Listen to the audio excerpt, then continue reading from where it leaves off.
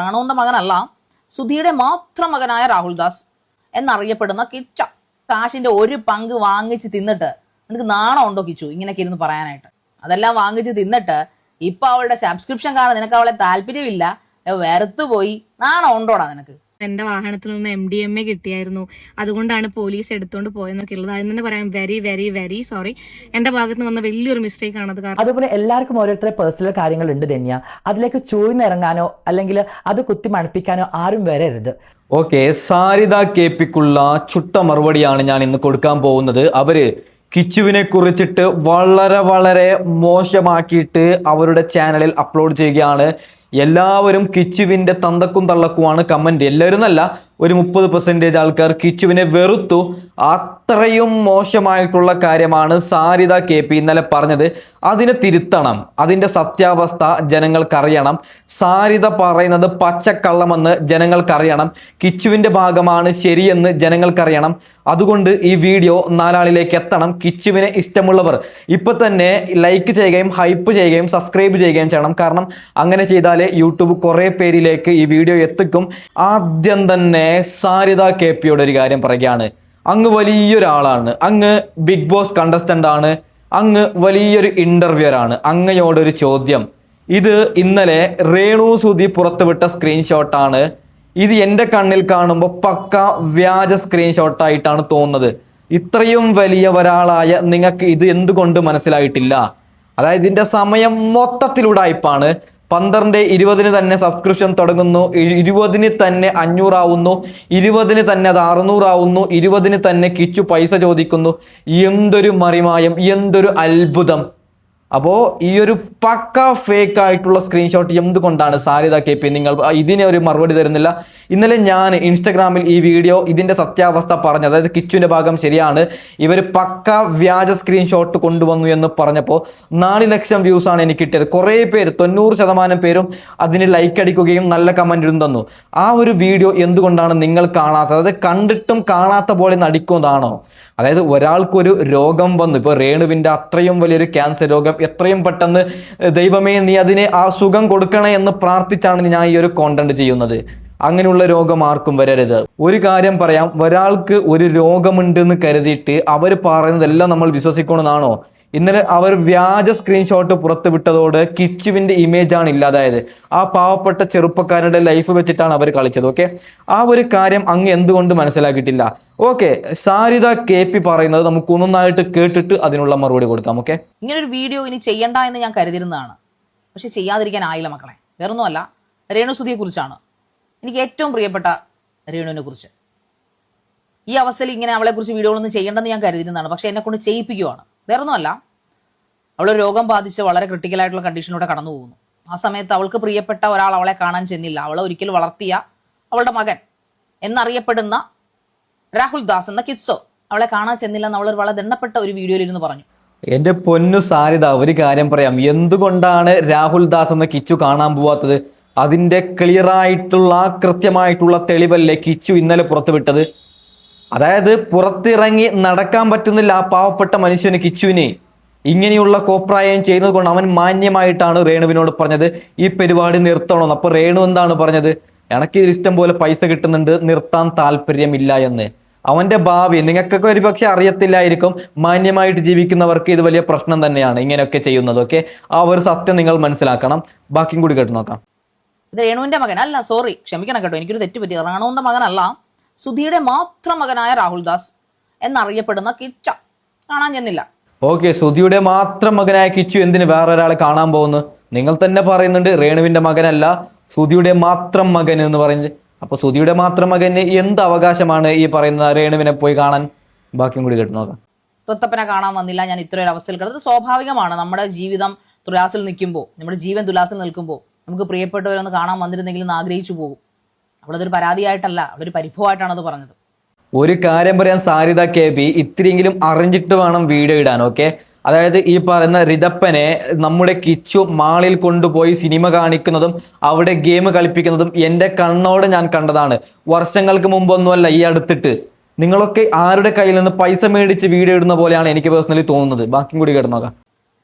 ഇതെല്ലാം കേട്ട് ഒരു ലോഡ് പുച്ഛം ഇറക്കി ഈ കിച്ചു എന്ന് പറഞ്ഞവൻ കെട്ടിയൊരുങ്ങി പോകാൻ ഇറങ്ങുന്ന രേണുവിനെ കാണാൻ പോകാൻ ഇറങ്ങുന്നതിന് മുൻപ് പരാതിക്കാരുടെയൊക്കെ പരാതി അങ്ങോട്ട് തീരട്ടെ എന്നും പറഞ്ഞ് ഒരു വീഡിയോ കൂടെ ഇറക്കിയിട്ട് അവൻ പോയത്. അതിന് അവനെ നാട്ടുകാരെടുത്ത് കൊടുത്തു. അത് കഴിഞ്ഞ് അവിടെ രേണുവിനെ കാണാൻ ചെല്ലുന്നു. പക്ഷെ രേണുവിനെ കാണാൻ പറ്റുന്നില്ല. അങ്ങനെ അവൻ നാട്ടിൽ തിരിച്ചു വരുന്നു. തിരിച്ചു വന്നിട്ട് അവനൊരു വീഡിയോ അങ്ങോട്ട് ചെയ്യുന്നു. സാരിത KB, ഏത് നാട്ടുകാരാണ് കിച്ചുവിനെ പെരുമാറിയത്? നാണമുണ്ടോ നിങ്ങൾക്ക്? കിച്ചുവിനെ കുറിച്ചിട്ട് ആരോട് ചോദിച്ചാലും ആ നാട്ടിൽ 100 വാക്കാണ്. കാരണം അവനൊരു പാവപ്പെട്ട പയ്യനാണ്. രേണു കാരണം പുറത്തിറങ്ങി നടക്കാൻ പറ്റാത്ത അവസ്ഥയാണ് ആ പാവം പയ്യൻ. ഓക്കെ, ആ പാവം നോക്കൂ നിങ്ങൾ, ഇന്നലെയും ആ പാവം പയ്യനെ രേണു സുധി അറിയിച്ചിട്ടില്ലേ? അവൻ അയച്ച സ്ക്രീൻഷോട്ട് എന്ന് പറഞ്ഞിട്ട് വ്യാജ സ്ക്രീൻഷോട്ട് കൊണ്ടുവന്നിട്ട്. അപ്പോൾ രേണുവിന് അസുഖം തന്നെയുണ്ടോ? അസുഖമുള്ളവർക്ക് എന്തും ചെയ്യാമെന്നാണോ? പൊന്നു മനുഷ്യന്മാരെ, ക്യാൻസർ പോലെയുള്ള അസുഖം ആർക്കും വരരുത്. ഈ സ്റ്റേജിലും രേണു നമ്മളെ കൊണ്ട് പറയിപ്പിക്കുന്നതാണ്. ഓക്കെ, ബാക്കിയും കൂടി കേട്ടു നോക്കാം. രേണു അമ്മയെ അവൻ വെറുക്കാനുള്ള കാരണം ഇതാണ്. എന്ത്? സബ്സ്ക്രിപ്ഷൻ. രേണുസുതി സബ്സ്ക്രിപ്ഷൻ ചെയ്തുകൊണ്ടാണ് എൻ്റെ അമ്മ സബ്സ്ക്രിപ്ഷനിലൂടെ ചുണ്ട് കടിച്ച് കാണിച്ചു, മലന്ന് കിടന്ന് കാണിച്ചു, കമന്ന് കിടന്ന് കാണിച്ചു. ഇതൊക്കെ കൊണ്ടാണ് അവൻ രേണു അമ്മയെ വെറുത്തത്. ഒരു കാര്യം പറയാം സാരിത KP, നിങ്ങൾക്കൊരു പക്ഷേ ഇത് പ്രശ്നമില്ലായിരിക്കും. ഞങ്ങളെപ്പോലെ മാന്യമായിട്ട് ജീവിക്കുന്നവർക്ക് അത് വലിയ പ്രശ്നം തന്നെയാണ്. ഈ കിടന്ന് കാണിക്കുന്നതും ചിറി മറ്റതാക്കുന്നതും മറിച്ചതാക്കുന്നതും അത് മാന്യമായിട്ട് ജീവിക്കുന്നവർക്ക് മാത്രം അറിയത്തുള്ളൂ. സാരിത KP അങ്ങനെ ജീവിക്കുന്നില്ല എന്നൊന്നും ഞാൻ പറയുന്നില്ല. പക്ഷെ നിങ്ങളെ വർത്താനം കേൾക്കുമ്പോൾ എനിക്ക് പേഴ്സണലി ഞാൻ തന്നെ അത്ഭുതപ്പെടുകയാണ്. അത് നല്ലതെന്നാണോ നിങ്ങൾ പറ? അതിൽ എന്ത് മെസ്സേജാണ്? ഞാനൊരു കാര്യം പറയാം, സബ്സ്ക്രിപ്ഷനിൽ ഇഷ്ടം പോലെ പൈസ വരുന്നുണ്ടെങ്കിൽ പൊന്നു മനുഷ്യന്മാരെ, നാളെ വരുന്ന ഗേൾസ്, ഇപ്പോഴത്തെ പുതിയ തലമുറ പണിയെടുക്കാൻ പോവോ, പഠിക്കാൻ പോവോ, എഞ്ചിനീയറിംഗ് പഠിക്കാൻ പോവോ, ഡോക്ടർ പഠിക്കാൻ പോവോ? ഇല്ല. വീട്ടിനുള്ളിൽ കുറച്ച് കാണിച്ചു കൊടുത്താൽ ഇഷ്ടം പോലെ പൈസ അക്കൗണ്ടിൽ വരും. അവരത് പഠിക്കത്തില്ലേ? അതിൽ എന്ത് നല്ല മെസ്സേജാണുള്ളത്? പറയിപ്പിക്കുന്നതാണ്. ബാക്കിയും കൂടി കേട്ടു നോക്കാം. ഞാനൊന്ന് ചോദിക്കട്ടെടാ കിച്ചു, ഈ 2 വർഷങ്ങൾക്ക് മുമ്പ് നിന്റെ അച്ഛൻ സുധി മരിച്ചപ്പോ ഈ രേണു പണിക്ക് ഇറങ്ങി ആൽബത്തിൽ അഭിനയിക്കാൻ. അന്ന് അവളുടെ അഭിനയത്തെ ആരും അംഗീകരിച്ചിട്ടില്ല. ഇന്നും ആരും കുറെ പേരധികം അംഗീകരിച്ചിട്ടില്ല. കോപ്രായം, അതാണ് അതിന് അവൾക്ക് കിട്ടിയ വേർഡ്. ആ കോപ്രായങ്ങൾ അവളുടെ വിജയകിരീടമായിട്ട് എടുത്ത് ചൂടുകയും. എന്ത് വിജയകിരീടമാണ്! ഞാൻ രേണുവിന്റെ രോഗത്തെ ഒന്നും പറയുന്നില്ല.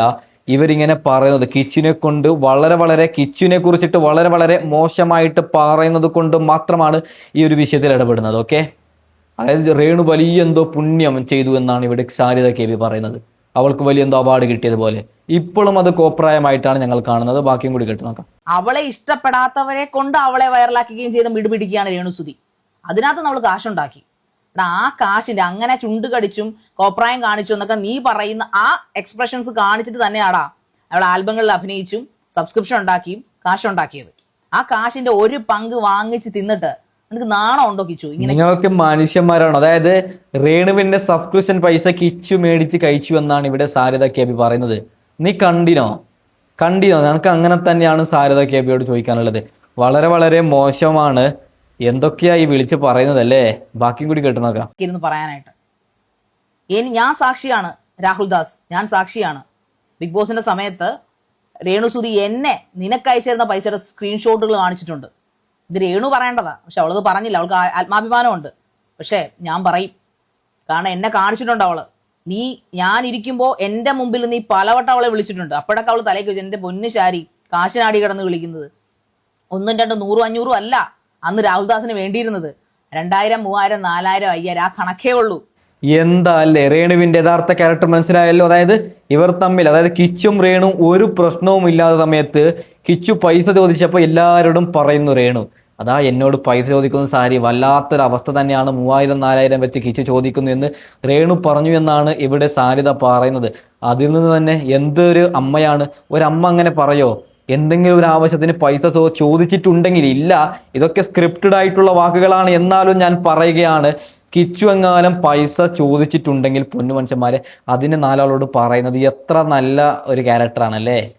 ഇതിൽ നിന്ന് തന്നെ രേണുവിന്റെ ഒരു ക്യാരക്ടർ നമുക്ക് മനസ്സിലാവുന്നുണ്ട്. ബാക്കിയും കൂടി കേട്ട് നോക്കാം. ഇതെല്ലാം അവര് നിനക്ക് കൃത്യമായിട്ട് GPay ചെയ്തു തന്നു. അവര് വളർത്തിയ മകനെന്നുള്ള ആ ഒരു അനുകമ്പ കൊണ്ട് അതെല്ലാം വാങ്ങിച്ച് തിന്നിട്ട് ഇപ്പൊ അവളുടെ സബ്സ്ക്രിപ്ഷൻ കാരണം നിനക്ക് അവളെ താല്പര്യമില്ല, വെറുത്തു പോയി. നാണം ഉണ്ടോടാ നിനക്ക്? നാണമുണ്ട്. നാണം എന്ത് ഇല്ലാതെ വെറുതെ പച്ചക്കളവുമായി വന്നിട്ടുണ്ട്. ഇനി രേണു വിഷയം.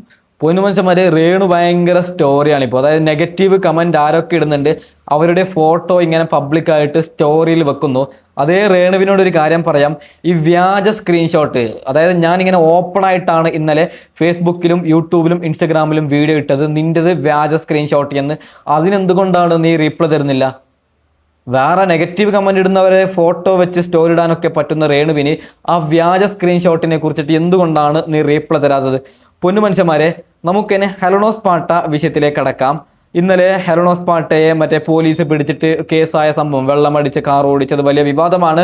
ഹെലനോസ് പാട്ട കുറെ കാര്യങ്ങൾ പറയുന്നുണ്ട്. ആദ്യം നമുക്ക് അതിന് മറുപടിയുമായി ജാസി രംഗത്ത് വന്നിട്ടുണ്ട്. നമുക്കറിയാം അവർ രണ്ടുപേരും ഭയങ്കര പ്രശ്നമാണ്, ജാസിയും ഈ പറയുന്ന ഹെലനോസ് പാട്ടയും. നമുക്ക് എന്തായാലും ജാസി പറയുന്നത് ആദ്യം കേട്ട് നോക്കാം. ഓക്കെ, ആരും എന്നെ ടാഗ് ചെയ്യണ്ട, ആരും എന്നെ മെൻഷൻ ചെയ്യണ്ട. നിങ്ങളെപ്പോലെ ഞാനും അത് കണ്ടു. ഒരിക്കലും ഇങ്ങനൊരു വീഡിയോ ചെയ്യണമെന്ന് വിചാരിച്ചതല്ല. പക്ഷേ എല്ലാവരും പറഞ്ഞു ജാസി എന്തായാലും വീഡിയോ ചെയ്യണം. അപ്പോൾ എനിക്കും തോന്നി ചെയ്യാം, എനിക്ക് പറയാനുള്ള കാര്യങ്ങൾ പറയാമെന്ന് തോന്നി. അതുകൊണ്ട് മാത്രമാണ് ഇങ്ങനെ ഒരു വീഡിയോ ചെയ്യുന്നത്. നിങ്ങൾ എല്ലാവരും കേട്ടതുപോലെ ഞാനും കേട്ടു. എന്താണ് ഇപ്പൊ കേട്ടത്? എന്തൊക്കെയാ അല്ലേ? ബാക്കിയും കൂടി കേട്ട് നോക്കാം. ഹെലനോസ് പാട്ട എന്ന് പറഞ്ഞ ധന്യ മദ്യപിച്ച് കാർ ഓടിച്ചതിന്റെ പേരിൽ ഫൈൻ കിട്ടിയെന്നും അതിന് എന്തൊക്കെയാണ് അതിന്റെ സത്യാവസ്ഥ കാര്യങ്ങളൊന്നും എനിക്കറിയില്ല. ഇപ്പോൾ ധന്യയുടെ സ്ഥാനത്ത് അല്ലെങ്കിൽ ഹെലനോസ് പാട്ടയുടെ സ്ഥാനത്ത് ഞാനായിരുന്നെന്നുണ്ടെങ്കിൽ എന്നെ വലിച്ച് ചീന്തി എന്റെ തള്ളക്കും തന്തക്കും വിളിച്ച് പൊങ്കാലിട്ടായിരുന്നു ഈ പറഞ്ഞ കുട്ടി. ഒരു കാര്യം പറയാം എൻ്റെ പൊന്നു ജാസി, ഹെലനോസ് പാട്ട വലിയ പ്രശ്നത്തിലാണ്. ഞാനൊരു കാസർഗോഡുകാരനായതുകൊണ്ട് ഹെലനോസ് പാട്ടയും അതേ നാട്ടുകാരി ആയതുകൊണ്ട് എനിക്ക് പേഴ്സണലി ഞങ്ങളെ നാട്ടുകാർ എങ്ങനെയെന്നറിയാം. അവരുടെ വീട്ടിൽ നിരന്തരം അവരെ അറിയുന്നവർ വിളിച്ചിട്ട് പറയുകയാണ്, നിങ്ങളെ കുട്ടിയുടെ കയ്യിൽ നിന്ന് MDMA കിട്ടി, അത് കിട്ടി, ഇത് കിട്ടി, കള്ള് കുടിച്ച് ബോധം കെട്ട നിലയിൽ കണ്ടെത്തി, നിങ്ങളുടെ കുട്ടി മറ്റേ ജയിലിലാണെന്ന് അങ്ങനെയൊക്കെയാണ് പറയുന്നത്. അതിൻ്റെ സത്യാവസ്ഥ ഞാൻ കുറച്ച് കഴിഞ്ഞ് പറഞ്ഞുതരാം. അതുകൊണ്ട് എല്ലാവരും ഇപ്പൊ എനിക്കൊരു ആപത്ത് വരുമ്പോൾ അല്ലെങ്കിൽ എന്നെ പോലീസ് പിടിച്ചാലും ഇതേ ജാസിയെ പിടിച്ചാലും ഹെലനോസ് പാട്ടയെ പിടിച്ചാലും സോഷ്യൽ മീഡിയ ആഘോഷിക്കുന്നുണ്ട്.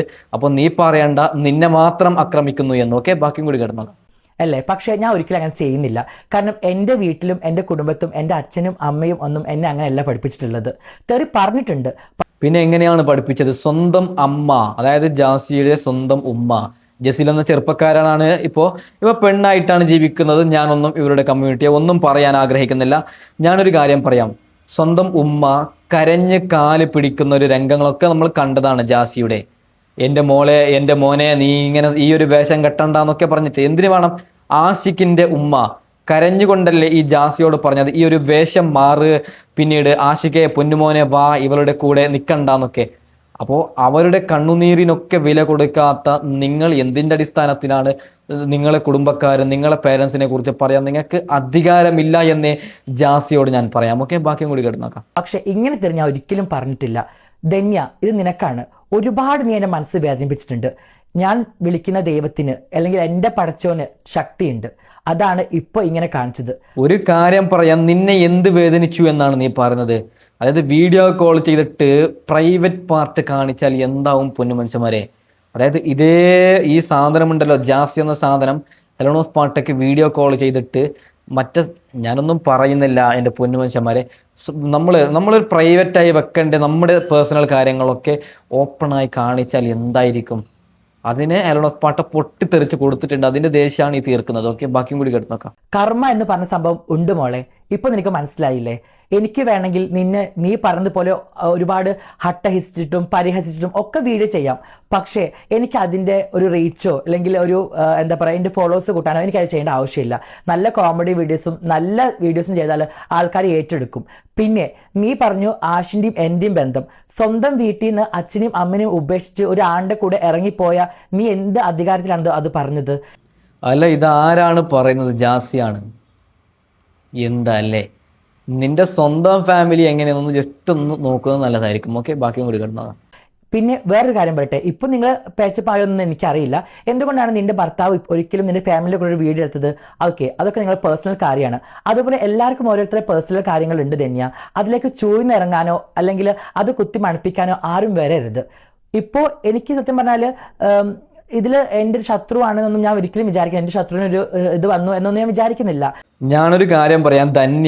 ധന്യ അതായത് കണ്ടവന്മാരുടെ കൂടെ ഒന്നുമല്ല പോയത്. ധന്യക്ക് ഇഷ്ടപ്പെട്ട ഒരു നല്ലൊരു പയ്യന്റെ കൂടെയാണ് ധന്യ പോയത്. പക്ഷേ അവരുടെ വീട്ടുകാർക്ക് അതിൽ സങ്കടമുണ്ടാവും. ആ സങ്കടത്തിൽ ഞാനും ഏർപ്പെടുന്നു. പക്ഷേ ഒരു കാര്യം പറയാം, ഇവരെ പോലെ ധന്യ ചെയ്തിട്ടുണ്ടോ? അത് നമ്മളൊന്ന് മനസ്സിലാക്കണം. ഓക്കെ, ഇവരും ധന്യയും ചെയ്തത് എത്ര വലിയ ഡിഫറൻറ്റ് ആണുള്ളത്. അല്ലെങ്കിൽ ധന്യ, അതായത് ഇപ്പോൾ അന്യ മതസ്ഥരോട്, ഞാനിവിടെ വർഗീയതല്ല കൊണ്ടുവരുന്നത്, നമുക്കിപ്പോൾ നമ്മൾ ഏത് മതത്തിലാണോ ജനിച്ചത് ആ മതം ഫോളോ ചെയ്യണം, അതിപ്പോൾ ഏത് മതത്തിലായാലും. പക്ഷേ നമ്മുടെ അച്ഛനമ്മമാർ ഒരു മതം ഫോളോ ചെയ്യുമ്പോൾ നമ്മൾ വേറെ മതത്തിലുള്ള ഒരു സ്ത്രീയോ അല്ലെങ്കിൽ ഒരു പുരുഷനെയോ നമ്മൾ വിവാഹം കഴിക്കുന്നത്, അവരുടെ കൂടെ പോകുന്നത് നമ്മുടെ ഫാമിലിക്ക് നല്ലോണം പ്രശ്നമുണ്ടാക്കും. ഇവിടെ ധന്യ അങ്ങനെയൊന്നും ചെയ്തിട്ടില്ലല്ലോ, പിന്നെ എന്തിനാണ് ഇങ്ങനെയൊക്കെ പറയുന്നത്? ബാക്കിയും കൂടി കേട്ട് നോക്കാം. മനുഷ്യനായിട്ട് ഞാൻ കാണുന്നുള്ളൂ. എന്തായാലും അതിന്റെ സത്യാവസ്ഥ എന്താണെന്ന് ധന്യ തന്നെ പറയട്ടെ. പഠിച്ചോന് എന്താ പറയുക, എനിക്കൊന്നും കൂടുതലൊന്നും പറയാനില്ല. സത്യമാണ് വിജയിക്കുകയുള്ളൂ, അധർമ്മം വിജയിക്കില്ല.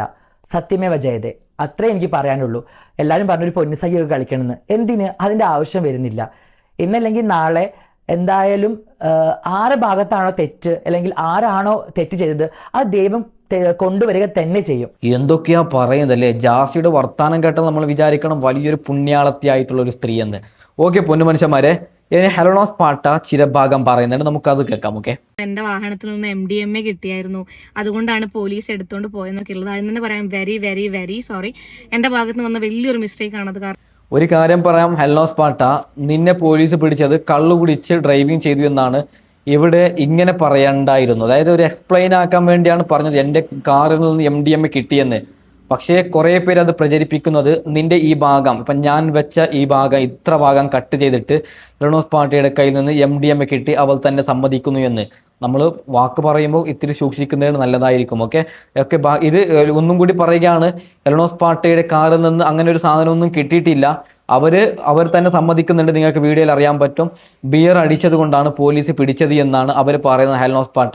പിന്നെ വണ്ടി നിർത്തിയിട്ടില്ല, അതിൻ്റെ കാരണം പറയുന്നത് അവർ പോയ സ്ഥലത്ത് അവരെ അറിയുന്ന മില്യൺ കണക്കിന് ഫോളോവേഴ്സ് ഉള്ള ഒരു സ്ത്രീയാണ് ഹെലനോസ് പാട്ട, ഇൻസ്റ്റയിലൊക്കെ ആക്റ്റീവാണ്. അപ്പോൾ അവരെ അറിയാവുന്ന കുറേ പേര് അവിടെ ഉള്ളത് കൊണ്ട് കുറേ പേര് വീഡിയോ എടുത്തിട്ട് വളരെ മോശമായി ചിത്രീകരിക്കും, അതുകൊണ്ടാണ് വണ്ടി നിർത്താത്തത് എന്നാണ് ഹെലനോസ് പാട്ട പറയുന്നത്. ഓക്കെ, നമുക്ക് എന്തായാലും ബാക്കിയും കൂടി കേട്ട് നോക്കാം. ഒരു പരിപാടിയുടെ ഇടയിൽ ഞാൻ ഈ പറയുന്നത് പോലെ ഒരു ബിയർ അടിച്ചിട്ടുണ്ടായിരുന്നു. അടിച്ച സമയത്ത് വണ്ടി എടുക്കാൻ പാടില്ല എന്നുള്ളത് തന്നെയാണ് എന്റെ ഭാഗത്ത് നിന്ന് തെറ്റാണ്. ഓ, അപ്പോൾ ഹെലനോസ് പാട്ടയോട് ഒരു കാര്യം പറയാം, തെറ്റ് ഇപ്പോഴാണോ മനസ്സിലാക്കേണ്ടത്? ബാക്കിയും കൂടി കേട്ട് നോക്കാം. Very very very sorry to my followers, അല്ലെങ്കിൽ എന്നെ സ്നേഹിക്കുന്ന ഒരുപാട് ആൾക്കാരോട്, അതെന്റെ ഭാഗത്ത് നിന്ന് തെറ്റാണ്. അപ്പം ഈ പറയുന്നത് പോലെ വണ്ടി നിർത്തിയപ്പോൾ ഞാൻ നിർത്താത്തതിന്റെ കാരണം ഞാൻ പറയാം. റോഡിൽ നിർത്തി കഴിഞ്ഞാൽ ഇവരുടെ ഈ ലൈറ്റിന്റെ ഇടയിൽ എല്ലാവരും നമ്മളെ ശ്രദ്ധിക്കുകയും ചെയ്യും. എന്നെ അറിയുന്ന ആൾക്കാരാണ്, അതൊരു പ്രശ്നമാവണ്ട, അതൊരു വീഡിയോ വരണ്ട എന്ന് വിചാരിച്ചിട്ടായിരുന്നു ഞാൻ നിർത്താതിരുന്നത്. ഓക്കെ, ഹെലനോസ് പാട്ടയോട് ഒരു കാര്യം പറയാം, നിനക്കൊക്കെ നല്ല റേഞ്ച് ഉണ്ടായിരുന്നു. അതായത് ഇതുവരെ വിവാദത്തിൽ പോവാത്ത ഒരു പെൺകുട്ടിയായിരുന്നു ഹെലനോസ് പാട്ട. ആ വിവാഹം കഴിക്കുമ്പോഴടക്കം അതിനാരും വലിയ വിവാദമൊന്നും ആക്കിയിട്ടില്ല. വീട്ടുകാരുടെ സമ്മതമുണ്ടോ ഇല്ലയെന്നൊന്നും എനിക്കറിയത്തില്ല, ജാസ്തി പറഞ്ഞിട്ടാണ് എനിക്കറിഞ്ഞത്. പക്ഷേ അതൊന്നും വിവാദമായിട്ടില്ല. പക്ഷേ നമ്മളെ വിശ്വസിച്ചിട്ടാണ് കുറേ പേർ നമ്മളെ സബ് ചെയ്യുന്നതും നമ്മളെ ഇഷ്ടപ്പെടുന്നത്. അപ്പോൾ നമ്മൾ അവർക്കിടയിൽ പ്രശ്നമുണ്ടാക്കാൻ പാടില്ല. ഇപ്പോൾ കുറേ പേര്, ഇപ്പോൾ ഇൻഫ്ലുവൻസർ ഖാദർ കരിപ്പൊടിക്കെതിരെ കേസ് വരുന്നു, മൊത്തത്തിലാകെ പ്രശ്നമാണ്. എന്ത് എനിക്കറിയത്തില്ല, യൂട്യൂബർ ഇൻഫ്ലുവൻസറിനൊക്കെ. ഓക്കെ, നമുക്ക് ബാക്കിയും കൂടി കേട്ട് നോക്കാം. പിടിച്ചതിനേക്കാൾ വലുത് മാളത്തിൽ എന്ന് പറഞ്ഞതുപോലെ വീഡിയോനേക്കാളും ഞാൻ ഫേമസ് ആയി. ഓക്കെ, അത് കഴിഞ്ഞ് എൻ്റെ വീട്ടിന്റെ ഫ്രണ്ടിലാണ് ഞാൻ നിർത്തിയിട്ടുണ്ടായിരുന്നത്.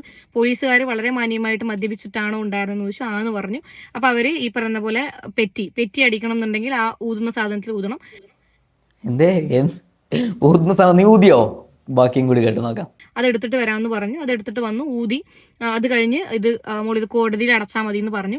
വളരെ വ്യക്തമായിട്ട് ഇതിന്റെ അപകടവശങ്ങളും ഇപ്പോൾ ഒന്നും സംഭവിച്ചിട്ടില്ല. പക്ഷേ സംഭവിച്ചിരുന്നെങ്കിൽ ശരിയാണ്, ഞാനും കൂടി അത് ചിന്തിക്കേണ്ടതായിരുന്നു. എന്തുകൊണ്ട് മുമ്പ് ചിന്തിച്ചിട്ടില്ല? വെള്ളം അടിച്ച്, പൊന്നു മനുഷ്യന്മാരെ, വെള്ളം അടിച്ചിട്ടെന്നല്ല, ഞാൻ വണ്ടി ഓട്ടിക്കുമ്പോൾ ഞാൻ സത്യം പറഞ്ഞാൽ കോളടക്കം എടുക്കലില്ല. കാരണം നമ്മളെ ചൊല്ലി മുമ്പിൽ പോകുന്നവർക്ക് ഒരു അപകടം വരരുത്. അവർ പാവം നല്ലോണം ശ്രദ്ധിച്ചായിരിക്കും പോകുന്നത്. നമ്മൾ പിന്നിൽ പോയി ഇടിച്ചാൽ എന്താകും അവസ്ഥ? അപ്പോൾ വണ്ടി ഓടിക്കുമ്പോൾ നമ്മളൊന്ന് ശ്രദ്ധിച്ചോടി. ഒരു 5 മിനിറ്റ് നമുക്ക് കുറച്ച് വൈകി എത്തിയാലും പ്രശ്നമില്ല. നിങ്ങൾ സ്പീഡിൽ പോകുന്നവരാണെങ്കിലും ഒന്ന് സൂക്ഷിച്ച് ഓടിക്കുക. ചിലരൊക്കെ കളിച്ചും ചിരിച്ചും, എൻ്റെ പൊന്നു മനുഷ്യന്മാരെ. ഓക്കെ, ബാക്കിയും കൂടി കേട്ട് നോക്കാം. സംഭവിച്ചിരുന്നെങ്കിൽ പിന്നെ നമ്മൾ ഖേദിച്ചിട്ടോ അല്ലെങ്കിൽ അയ്യോ ഞാൻ അങ്ങനെ ചെയ്യേണ്ടായിരുന്നു എന്ന് പറയുന്നതിലോ അർത്ഥമില്ല എന്നൊക്കെ പറഞ്ഞു തന്നിട്ട് കാര്യങ്ങളുടെ സീരിയസ്നെസ്, ഈ പറയുന്ന പോലെ മദ്യപിച്ചിട്ട് അതിന് ഒരു കുപ്പി, ഒരു പെഗ് എന്നല്ല, അതിന് അരയാണെങ്കിലും 12 ആണെങ്കിലും സ്റ്റിയറിംഗ് തൊടാനേ പാടില്ല എന്നുള്ളതും അതിന്റെ കുറെ കാരണങ്ങളും പറഞ്ഞു തന്നിട്ട് ഇത് അടച്ചാൽ മതി എന്ന് പറഞ്ഞ് പോലീസുകാർ പോവുകയാണ് ഉണ്ടായത്. ഓക്കെ, തെറ്റ് മനസ്സിലാക്കുന്നത് നല്ലത് തന്നെയാണ് പൊന്നു മനുഷ്യന്മാരെ. അപ്പോൾ തൽക്കാലം ഞാൻ വൈൻഡപ്പ് ചെയ്യാൻ അടുത്ത വീഡിയോ ഇടാൻ വരാം. Okay, by.